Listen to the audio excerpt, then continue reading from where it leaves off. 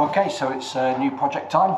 I've picked up myself this lovely 51 kilo anvil, 1 kilo weight. It's an English made anvil. I believe it's a Brookes pattern. A little bit grubby.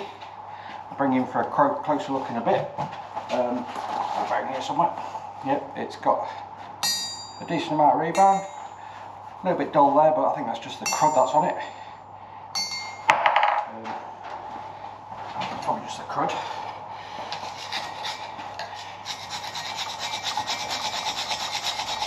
I had it bouncing beautifully earlier. Yep. So yeah, it's there's a lovely little Facebook marketplace find. Got it from a chap in Morley. Yeah, nice little addition to my toolbox.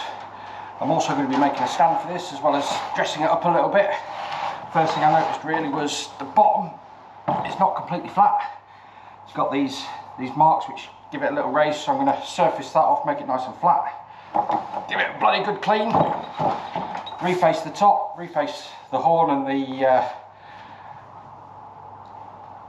can't remember what that bit's called, but yeah, gonna give it all a good clean up, good surface, fresh lick of paint, and get it mounted to a stand.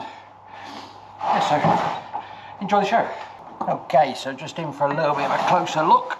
I've got a lovely cut line there where somebody's had it with an angle grinder, I think.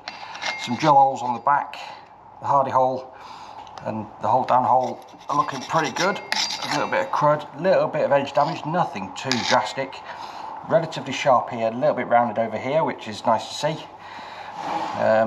It's got another bit of a score line across the front there. That's going to need cleaning up. Get rid of this crud off the front. Yep, that's looking quite sharp actually. Yep, that's looking good. Onto the front.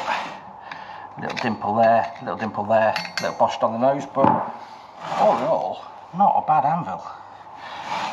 Yeah, it should come up lovely.